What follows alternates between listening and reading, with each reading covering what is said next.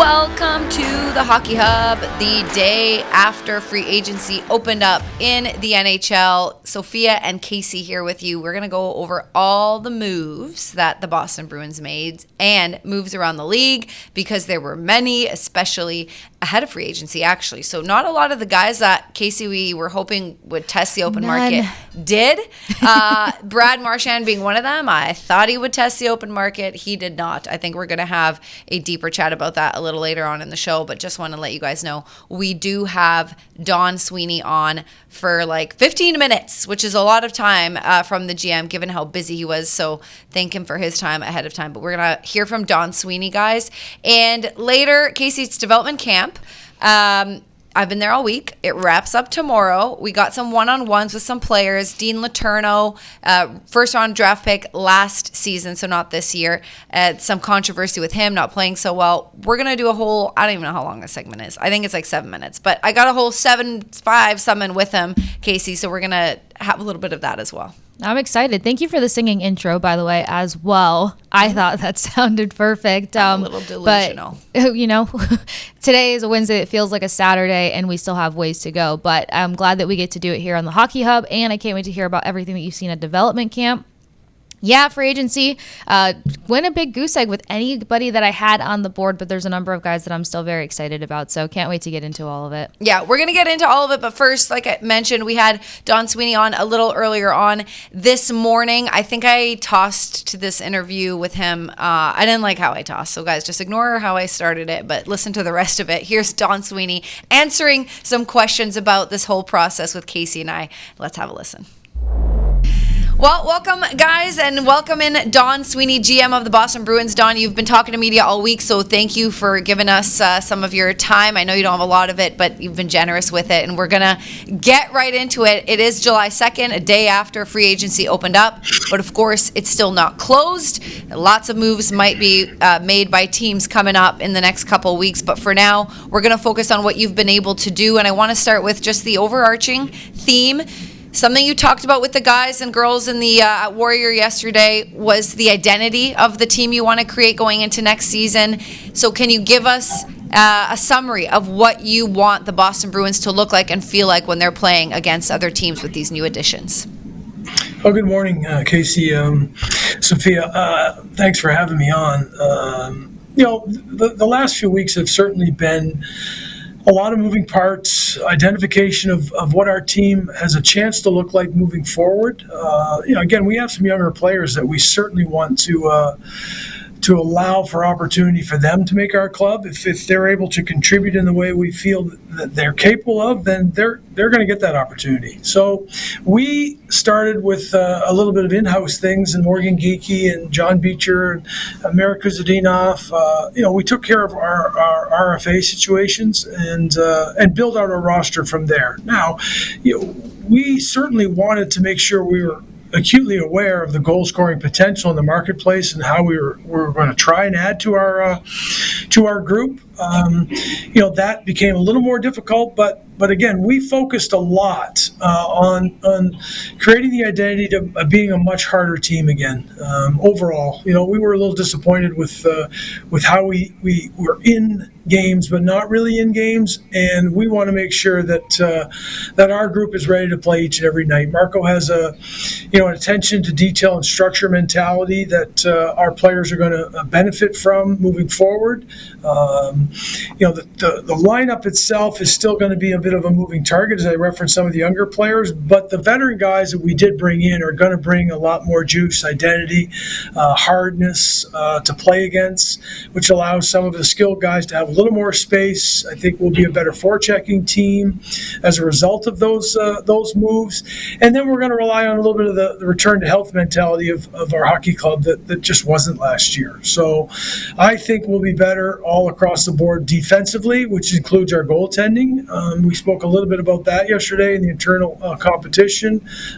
You now have Jeremy that will be in camp, for the full time, and I think we'll get off on the right foot for all of our group to be recharged and energized. I think in particular some of the guys that we addressed, Mike Eyssimont, Tanner Jeannot, Sean Corrali, they just bring a hardness and an energy and a ready to compete attitude every day. May, which will carry over for, in a positive manner for all of our group.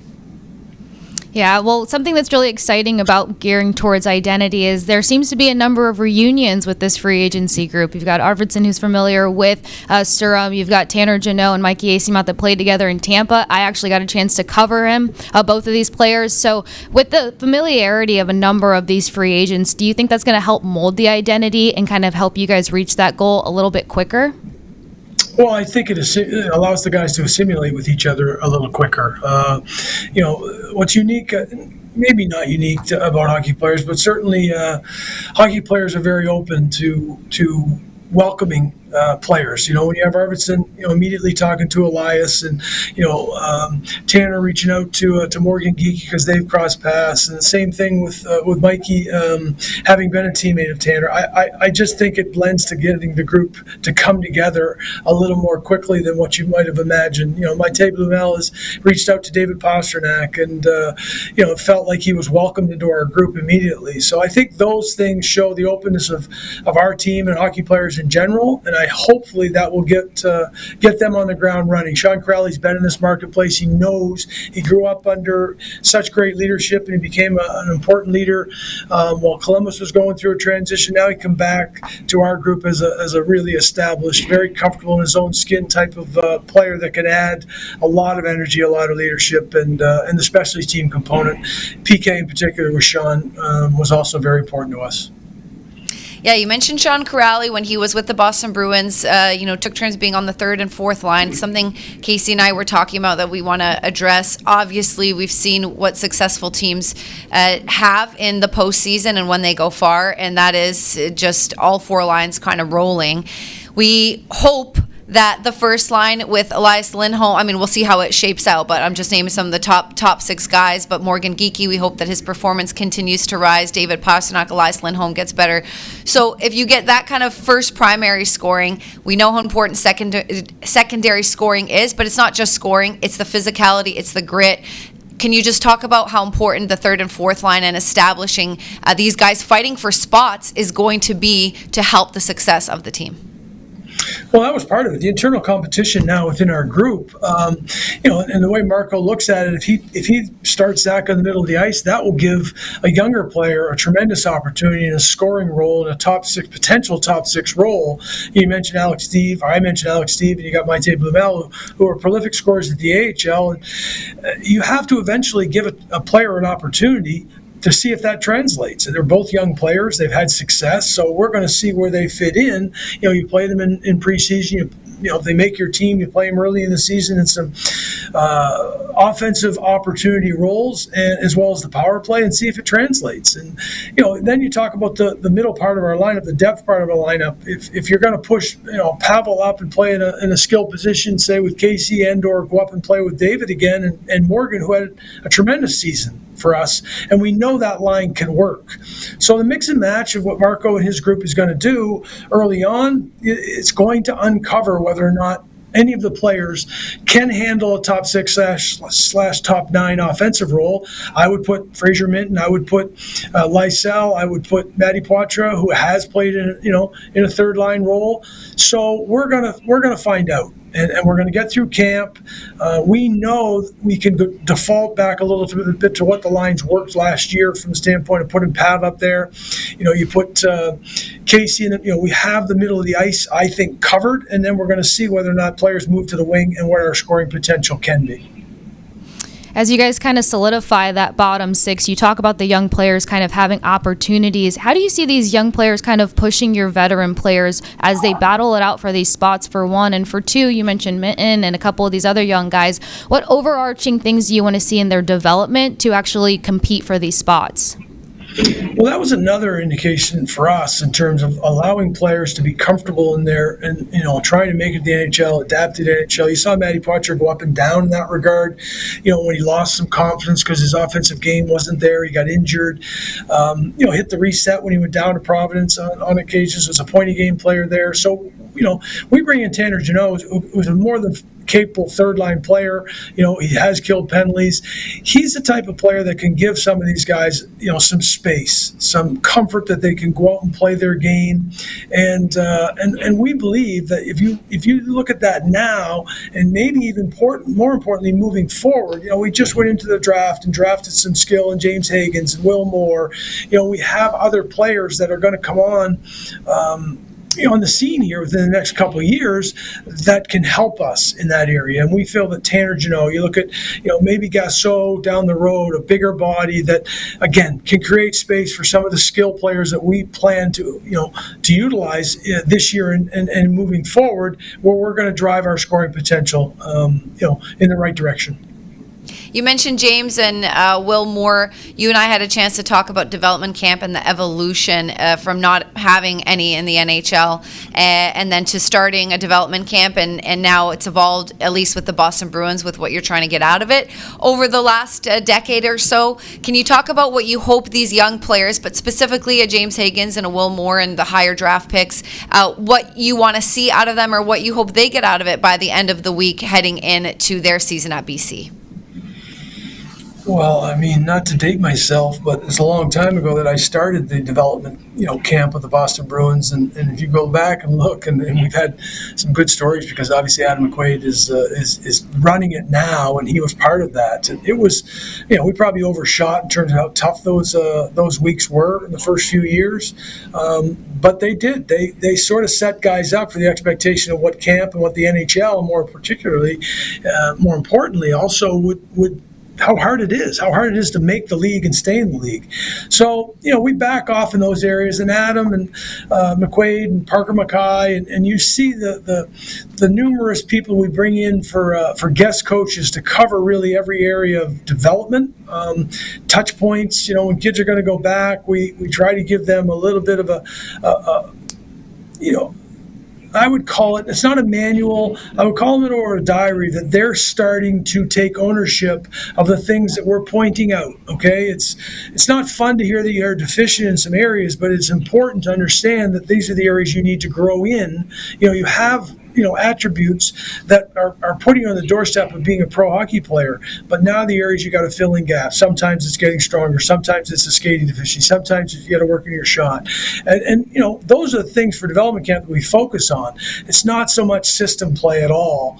It's an understanding of how you protect pucks and how you cycle pucks and why offense is generated off the cycle. It's not just a rush game. Too often than not, you see a lot of hockey at the lower levels that everything is just about a rush game.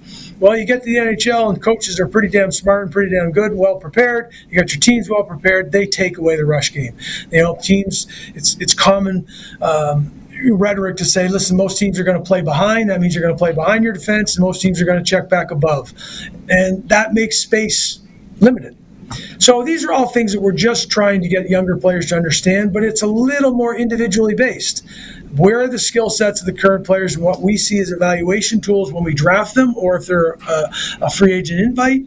And how do we sort of get them to understand we're not criticizing what your development is at this point in time. We're trying to enhance, and we're trying to make sure you understand you have areas that we would like to see you continue to work upon and take ownership of that.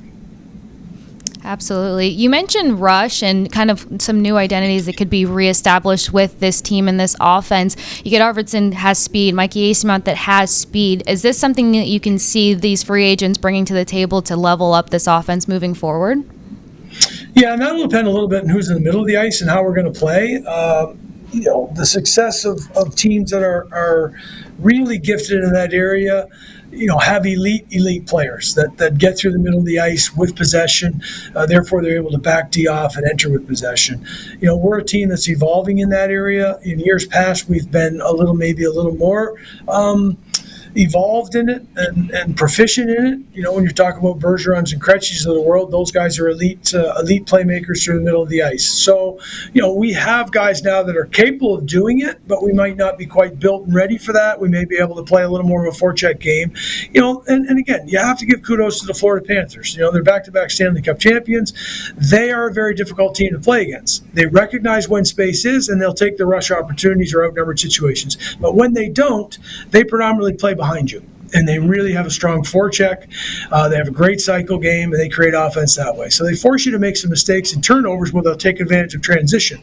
We also want to be able to do that. We want to play a little quicker, and get up ice and hopefully create some outnumbered rushes. Marco talked a lot about the coaching search of that we're going to play north, we're going to try and transition pucks, and we're going to play behind. Those are things that translate to to success in the National Hockey League. Now you have to have the skill, you have to have the ability to finish those situations. And I guess I look at Morgan Geekie as a good example of a player that came to us a couple of years ago and was a fourth line player predominantly. And, we had said, look, we think there's a little more here, Morgan, that if you do X, Y, and Z and continue, that doesn't mean he was necessarily, he played a lot of center. We ended up moving Morgan to the wing, playing him in a top nine. And lo and behold, now he's a top line player playing with Pasternak and scored 33 goals.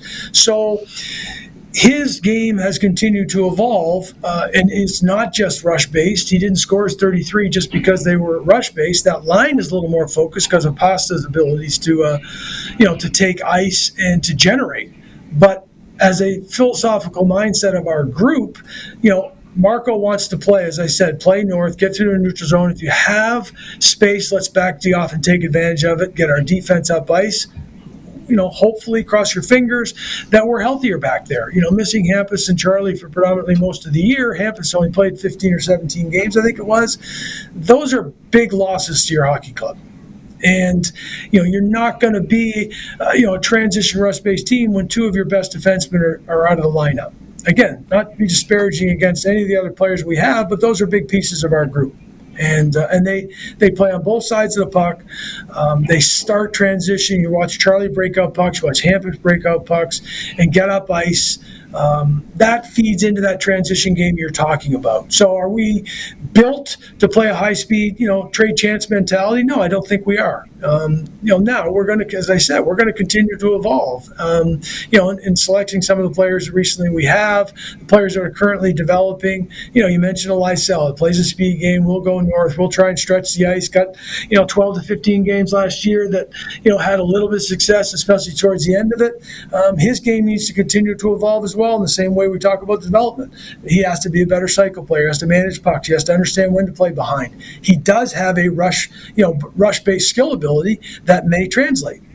But again, there are very few players that outscore deficiencies if you're not a 200-foot player both sides of the puck. And that's where we're trying to make sure our young players in particular understand that so they can go out and execute the way Marco and his staff wants to play. I love all of those answers and that information you gave, but just zeroing in, we're going to let you go, Don, but zeroing in to wrap on Morgan Geekie. Love how you mentioned his development, what you saw in him, and what he was able to do. For those fans out there saying, oh, yeah, but he got to play with David Pasternak, they don't understand that just because you're playing with one of the best players in the world, not everyone can do that, and Pasternak also plays very well with him. So let's flip it on that way as well. And Morgan Geekie's read has made that, reads and how he positions himself has made that possible for David Pasternak too. Kasey and I are going to continue the conversation after this, but we're going to let you go. We know you're busy. It doesn't stop for you. So thank you again for giving us your time, Don, and we'll talk to you again in September. Great. All right. Have a great day. Happy 4th, everybody. Okay? Thank you. Spit it out, Soph. I couldn't get the end of that question or rap to Don. And honestly, Kasey, it's because I kind of wanted to give a little monologue. Yeah, I wanted to give a little monologue on Morgan Geekie, and then I was like, he's got to go. Shut up. Just get it out there. So we're going to continue that conversation. And it's actually something that we, on the desk yesterday with Brick, Razor, and Billy, we were talking about at the end of the show. I kind of asked them to give their thoughts on this Morgan Geekie narrative, okay? So all positive, and we can get into his character, all positive. The only, and I don't like the word criticism, but I'm going to use it for a lack of a better word. The only maybe question mark that people are asking is is he going to keep up the production? And is he going to be as good if he's not playing with David Pasternak? To which I will say there have been several players that have been able to play with David Pasternak for long stretches and didn't have the points production or this like elevation in their game.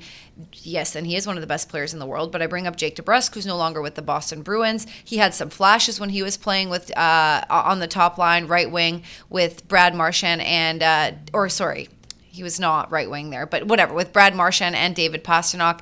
He had some flashes, but didn't, blow anyone out of the water. Pavel Zacha didn't have the year that he wanted to year, and he spent a lot of time with David Pastrnak.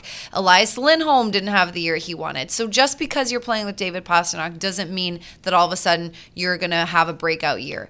Has it been helpful for Morgan Geekie? Absolutely. But what the panel said, and then I promise I'll let you talk, I'm going on another monologue. What the panel said was that it's not one way. It's that David Pastrnak, as good as he is, also, not that he can't play with anyone, but Morgan Geekie made him maybe not better. What am I looking for here? Morgan Geekie was able to support Pasta Absolutely. in equal measure to some degree. Yes. So you got to be able to meet pace with somebody like Pasta. So for Geekie to be able to rise to that, it's the trust factor. For Pasta to be able to trust him, it's going to help elevate Pasta's game as well. Yeah.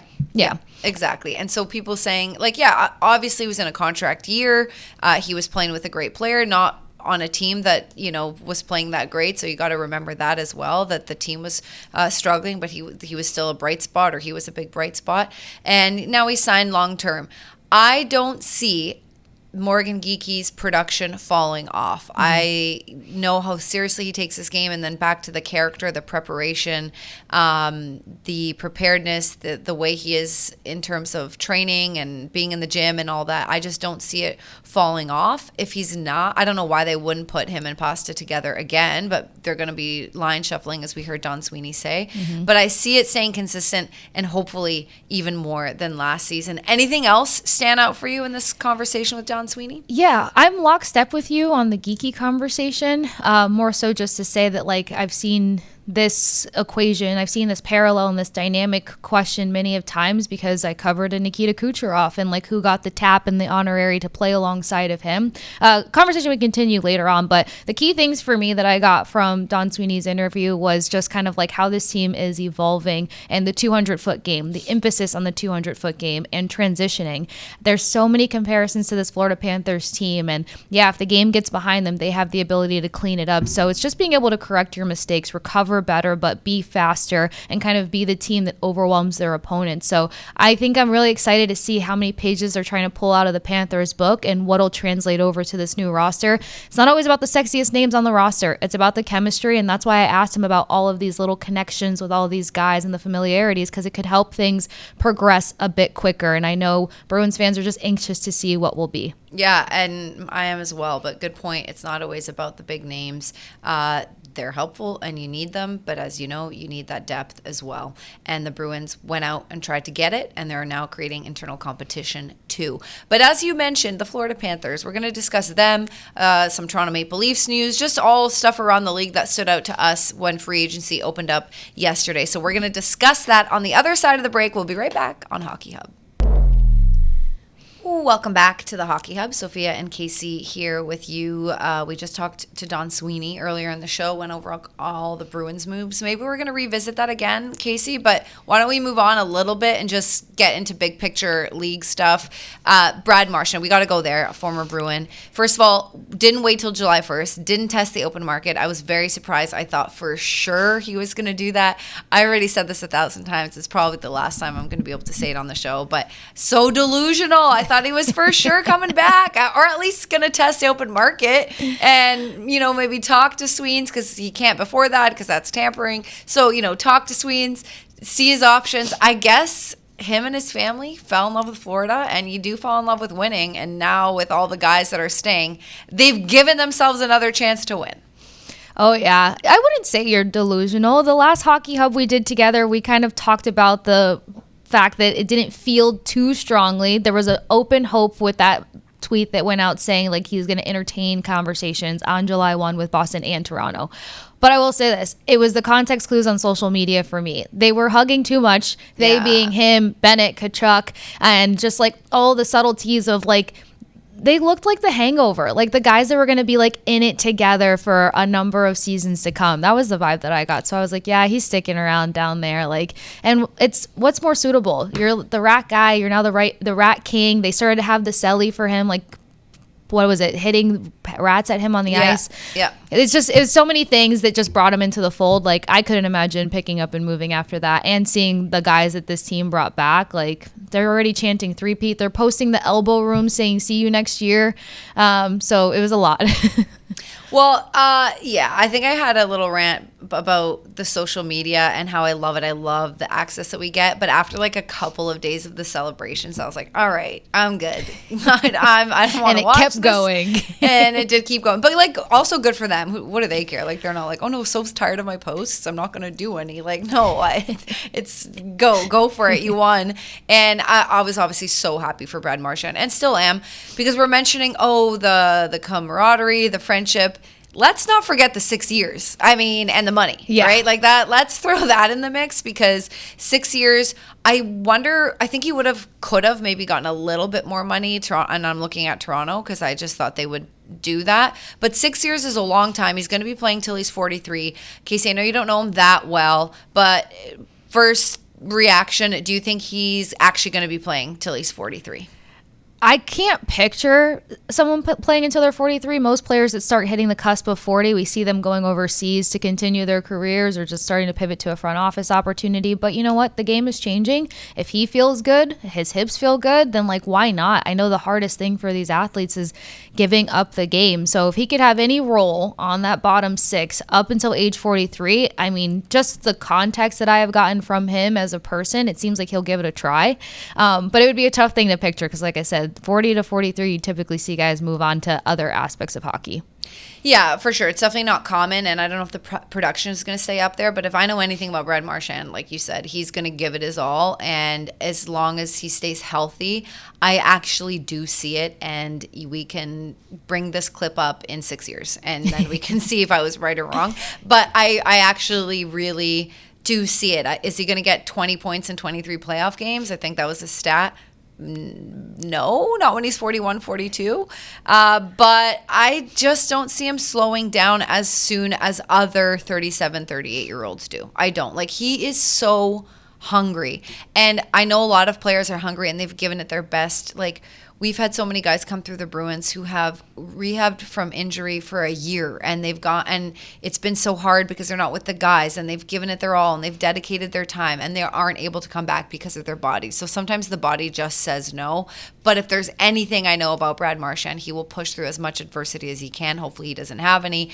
And I know 6 years is a lot, but I think you're going to get a very solid 4 at least. And I think this is a good deal for both teams, and looked like Florida didn't care anyway. And something that Razor said, which is a really good point, Florida's the first team, Stanley Cup winning team in history, that has gotten to win and then have this huge salary cap jump. Right? To be able to retain the players, which is such a good point, because normally you have a team and they've got to blow things up because the salary cap's going up by like $1 million or whatever it is. It's not that much, and you can't afford to keep the guys that made a difference. Here we have Florida like with this huge jump, and that's why one of the huge reasons they're able to do that. So obviously kudos to Bill Zito and the staff and everyone who's able to get it done. But let's not forget that they just got this massive jump in the salary cap, right? Yeah, they got timing on their side, that's for sure, because it bumps up 5% this year. And like, to think of the guys that they have locked in through 2030, I'm still making sure I say that correctly, through 2030, it's going to finesse perfectly as the cap space continues to increase season by season over the next 5 years. So I don't want to call them lucky, because beforehand they were able to finesse the cap just enough to make the back-to-back run. We were talking about their crippling cap space when the Vegas Golden Knights beat them 2 years ago, when they topped the Oilers last year, and then now moving into this year, they obviously don't have those problems, but I feel like they have the right structure and mindset to handle it if they needed to. But they're very lucky. I don't think we've heard of a core 10 in hockey. Like, we're usually talking about a core 3. Toronto really jumped off with the core 4. Now when you talk about the Florida Panthers, you're talking about a core 10, which is just crazy to wrap your brain around for the upcoming season.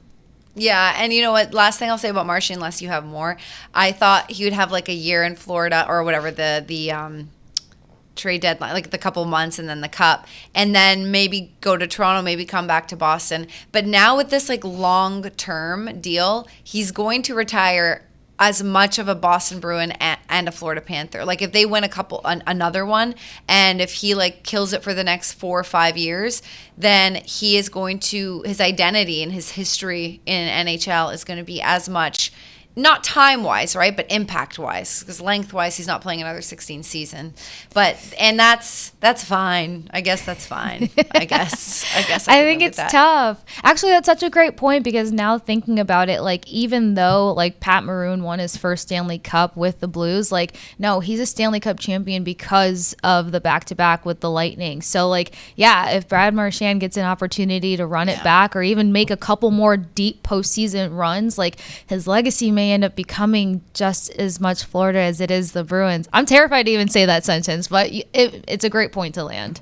Yeah, and it's a reality that we have to face, and I think we're going to move on. When the schedule comes, we will definitely be circling that first game, especially back at the Garden against the Florida Panthers. They did play him after the trade deadline, but Marshy was out. He was dealing with something, so he was out. He didn't get to take the ice as a Florida Panther against the Bruins. Sorry, I'm going to do a time check with my producer because I'm not sure if we have time to move on to Mitch Marner or... Oh, yeah, okay, we have a little bit of time. But really quick, give us your thoughts on Mitch Marner signing with the Vegas Golden Knights. Trade. Yeah, at least they got that done. It didn't turn into a whole dramatic tampering situation, which all of a sudden everyone wanted to throw around the term tampering on Twitter yesterday. But I guess we just have to find any way to keep things interesting. I am happy for Marner. I just go back to what Nate Thompson said about change of scenery. And I think we're seeing that for a number of guys, like needing a change of scenery, kind of needing a breath of fresh air for their career. And he picked 93, which ties him back to the London Knights. And I think that there's enough homages to like his youth in this new chapter that we're going to see Marner be able to take that next step. And Vegas made it fun. I like the idea of like Vegas really welcoming him in this next chapter in his life. All right. I think we have a video that we want to show you of Mitch Marner being welcomed by the Vegas Golden Knights. If we don't, we're just going to describe it. But essentially, he's in the... okay, so there it is. Welcome home, Mitch Marner. Casey, I don't know if we're going to get to see the whole office, but here's what I don't like about this. Great. Everyone did something on social media, like Sean Corrali did a selfie video, right? Like this is the new NHL. We're getting social media stuff. We're getting POVs from players' perspectives. We're getting behind the scenes stuff. And of course, welcome to Mitch Marner. But what kind of worries me is that I was hoping Mitch can just take a break from the spotlight. Like, look, everyone's clapping and there's this like huge celebration and he's fist pumping. I'm so happy for him. This is not a knock on him at all. And also, he's probably asked to do this. What is he going to say? No. I'm just like, let's, for his sake, because we talked about it with Nate Thompson even, let him get out of his own head. Let him not have the spotlight and go from another, market where it's like all about Mitch and answering the questions. Like, he needs a reset, and that means just being out of the spotlight. Fine, this is just one day. I just hope it's not like this all the time, that everywhere he goes, he's like, oh, we're, Mitch Marner saving the day or whatever is happening. He needs a break from that. What are your thoughts? I think that's such a great point, not to carry like the intensity of the spotlight that he had in Toronto into Vegas.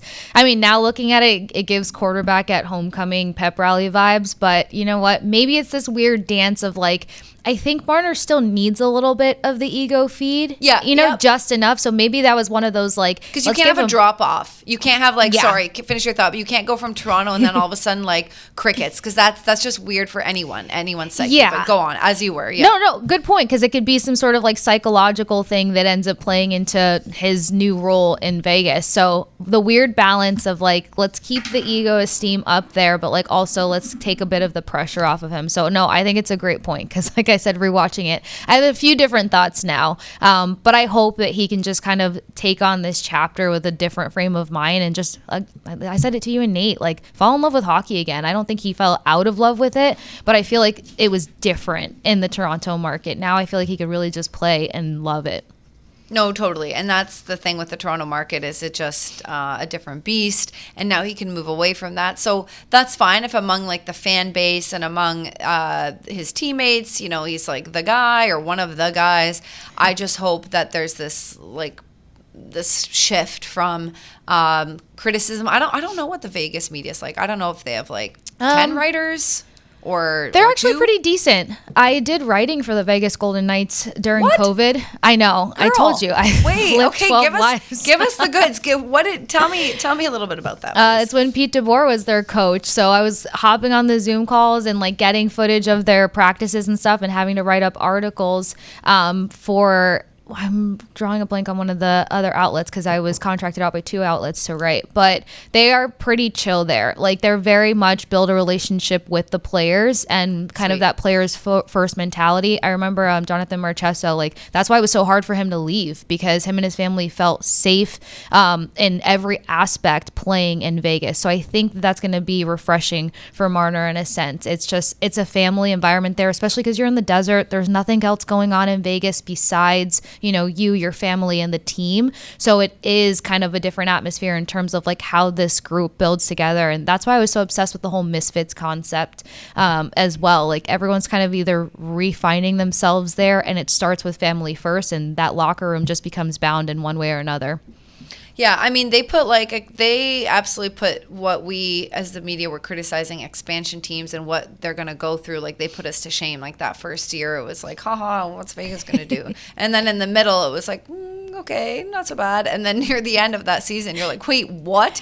But that was great. Like they had a chip on their shoulders, and now we're seeing more expansion teams, and no one's not taking them seriously. And that's because, again, the parity, the talent in the league. But whatever, it was a ridiculous accomplishment. It's still so hard to get together like you were, quote unquote, let go by your team, or they allowed you to be drafted or whatever it is, and there's a chip on your shoulder, and then the whole like Vegas isn't a hockey market. Like that's such an old story now.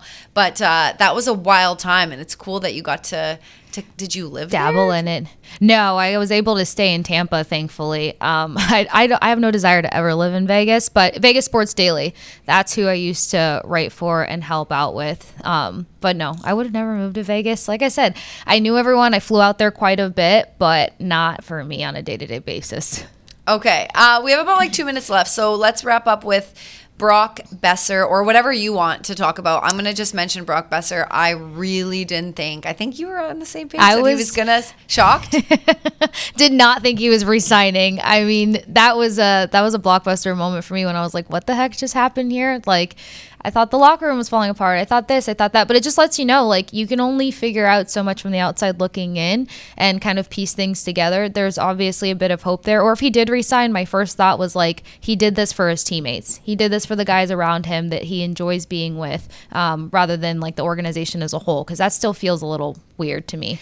Yeah, and I know him pretty well as a friend, or as someone that I've like interviewed around the league, and like I haven't talked to him in a while about that whole scene in Vancouver. And this is not coming from him, just like anyone who knows this, like you said, the culture, the locker room, there's a bit of a struggle. They were doing this whole retool thing, going through coaching changes. I'm surprised too. I thought he'd want a fresh start somewhere, but I'll give him some space, and then eventually I'm going to reach out to him and just ask him his thought process. And obviously I want to hear the media availability that he has. Like, I'm happy for him. If that's, you wouldn't be signing somewhere again for that long term if there weren't positives for you in it. So there obviously were that we're missing. But I was definitely surprised, and I was hoping the Bruins would take a run at him for sure. And I don't know if they would have been able to offer him what he got, but I was hoping they would. Yeah, in order for him to come to the Bruins, I thought he'd come in a little bit cheaper considering everything that was surrounding him narrative-wise. Also, everyone who was like, bring in Ehlers, I was Team Boeser the whole time. So it's nice to know that, like, you thought it was pretty wild too that he stayed there and he's going to be there for 7 more years, but more importantly that, like, he would have been a fun fit in Boston. I thought so. Yes, I agree, but that is not our job. And we gotta just let the cards lay as they would, and then react and go from there, because we're not making any of those decisions. But Kasey, we gotta send it to break, and then we go one-on-one with Dean Letourneau at development camp, and it's a fun interview, so you guys are gonna want to check it out. We'll be right back after this. All right, back at it here on the Hockey Hub, Sophia and Kasey. And as teased before we went to the break, Sophia was on the ground for all things development camp and got a chance to catch up with Dean Letourneau, so check this out right here. second year at development camp over here, right? Second year? Second year. Okay, let's start with like some hockey questions. We're going to get into some personality stuff. But what did you take out of the first year of doing dev camp? It was definitely a good experience just being with like pro guys and guys who were ready to turn pro. Last year we had a lot more guys who played like on Providence. So it was a good competition just playing against them and knowing what level you have to get to. And it definitely helped going into more this year. Like I have a lot more confidence. It just feels more like a safer place to be around and just be confident. And you don't have to be too nervous because I already know what's happening and what's going on. Yeah. So first year was definitely a good learning experience to move into second year. Who came to talk to you guys first year? Did Brad Marchand come? Any players? Marchand was around. I saw like Swayman around a little bit. This year, like I've seen McAvoy's been around, Swayman's been around. I saw Bergeron when I was training here last week and met him. They're all real nice guys, so it's good to just kind of see familiar faces, especially those big name guys. So yeah, it was good. All right. No, I'm piggybacking off of a couple questions you were asked in the scrum, but breaking news kind of. You were playing with a broken hand for the first half of the season. Yeah. What was that whole experience like? Like, that sucks. That just plain out sucks. Then you had to have surgery. Yeah. Can you just tell us about that season and the pain and just like mentally wanting to get better quickly and, showing what you got? Yeah, I mean, it was definitely a mental grind, not being able to really stick handle a puck or shoot a puck. I was basically only using my bottom hand, so it was a little tough. And then I was debating whether or not to get it done at Christmas time or wait till after the season. And then we had like 4 weeks off for Christmas, and I was like, the window was 3 to 5 weeks for recovery. So I was like, I might as well get it if I have to miss a weekend. I'd rather be able to play at least some of the games fully healed. It ended up only taking 2 weeks to recover, and then I was back practicing and stuff. So I was way quicker than my trainer thought. But it was definitely a mental grind, just trying to stay through it. Already going through a little bit of a rough patch without scoring and stuff, and then having a broken hand as well, kind of just the cherry on top there. Yeah. How come the healing happened so quick? Is there? I'm not too sure. It's just because they just removed the bone that was broken off, so I just had to wait for it to heal the scar. I didn't have to wait for any like ligaments or anything to repair. So I guess it's just quick healing skin, I guess. So happy for that. I'm happy for you too. So what people don't understand is everybody, when they start a new career, whether you're a lawyer or Steve, behind the camera, or myself, like there's growing pains. I'm learning stuff, but no one's kind of coming to me in a scrum and being like, what did you think? Why weren't you doing good? Like no one's answering those questions, but you have to stand here and answer all those questions. How do you handle that? Because this is such a normal process of developing, like I said, in whatever career you're in, but how have you handled kind of answering those questions about, you not having the year that you wanted to have at BC? I mean, yeah, just being honest, just being honest. I also know like my true capabilities and what I'm capable of. Putting in a big off season, so I know like last year I'm just kind of washing it and sweeping it under the rug, focusing on next year, and just trying to get my mindset a little shifted. So I just things like that it just keeps me going. So. All right. Now I know a lot of the guys who are trying to make the NHL or make that jump. Putting on weight is a big focus. You just talked also about hopefully being done growing, right? Yeah. Is putting on weight for you like a pain in the what, or do you just love, like, 'cause some guys have to force eat, or are you just like always hungry? Like, what's your deal? I'm always hungry. I eat a lot of food. My parents, whenever I'm home, definitely don't like the big grocery bill, especially with 3 boys. So I like to eat. It's not really been too big of a problem. Like I usually put on like 5 pounds a summer. I'm hoping to maybe get up to like close to 230, maybe not that heavy. Right now I'm probably about 225. So for next year, and then playing weight going forward will probably be around like 235-ish. So it hasn't been too hard. I know some guys have to force themselves to eat, and it kind of gets frustrating, but it's been pretty easy for me so far. What's your favorite thing to put down? Like shakes do you like, or is at this point, I know when the guys get older they have to kind of watch what they're eating, but at this point can you have pizza, ice cream, whatever you want? Are you kind of watching that? I mean, I can kind of eat whatever I want. I'm lucky. I got a pretty fast metabolism, so I mean I like eating a lot of like protein, like steak, chicken. I have a lot of that, but I mean I also do enjoy a good ice cream or some pizza every once in a while. So Nice. Yeah. A couple more random ones for you. Pants. Yeah. Do you have to get them custom made every time? Sometimes I do. Like when I was at St. Andrews, they took like half a pair of pants and sewed them onto mine to make them longer. No. They took half a pair of pants. No, it wasn't half, but it was a little bit. They had to cut up 2 pairs because they didn't have any. They didn't have any that came in my size. But Lululemon gets me a lot of good pants. I get a lot of my pants from there, like Abercrombie and Fitch. So I can find some ways, but there's usually only like 2 spots I get my pants from that fit normally. So Okay. We're gonna clip that where you said Lululemon. I'll send it to you. Yeah. We're gonna you can send it to them. We're gonna get you sponsored somehow. Okay, we're gonna work on that. Okay, so pants you don't always have to do custom.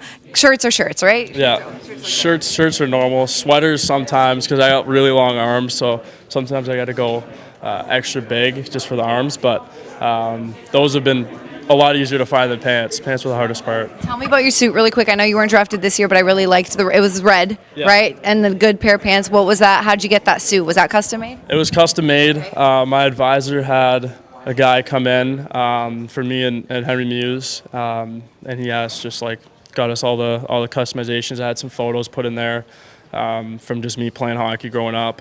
One with my family and my dog in there too. So just kind of reminded me where I came from and who supported me along the way. So it was real special I could have that made for me. Okay, I think a couple more for you because they're going to make us wrap. Most famous person in your phone right now, or maybe the most famous person who's called you, talked to you? Who's that?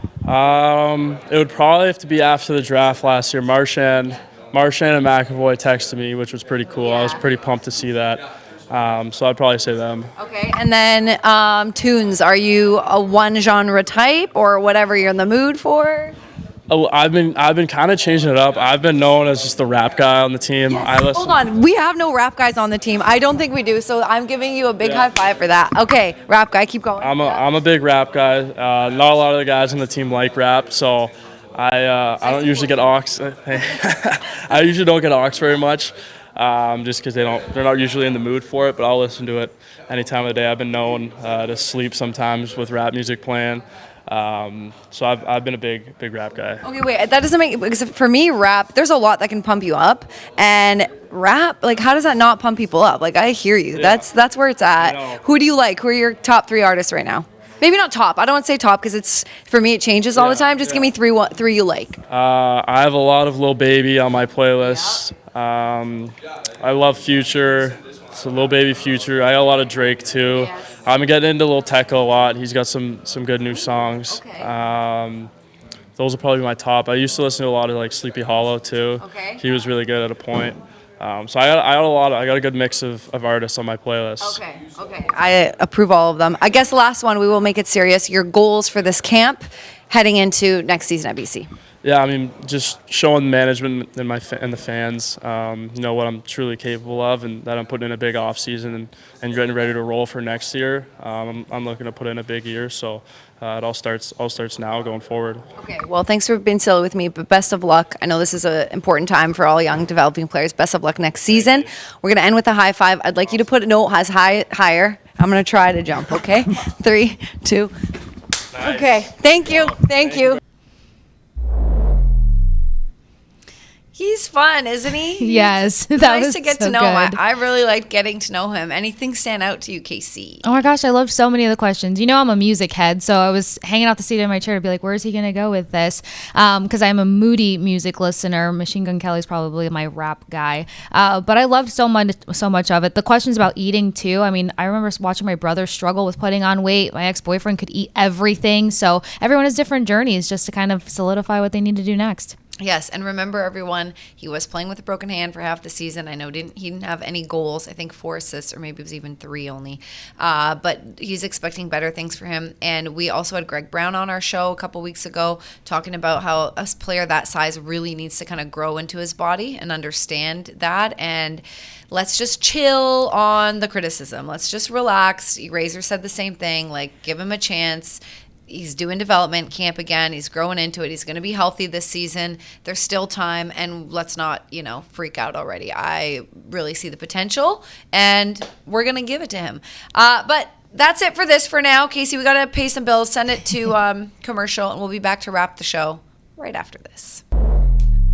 All right, welcome back into the Hockey Hub. Loved the interview with Dean, but you got to catch up with a number of players. But it was exciting to get to hear from Don Sweeney.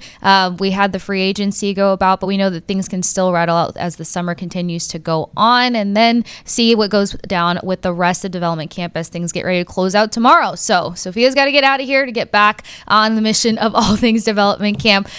Great episode. I'm very excited to get to chat with you and Don Sweeney and all the things that we got to have. Make sure that you guys tune in next week to the Hockey Hub and check out the goods from yesterday's reactions to free agency with Sophia, Razor, and Brick and all of the things. And we'll catch you guys next week back here on the Hockey Hub. Bye, guys. Happy weekend.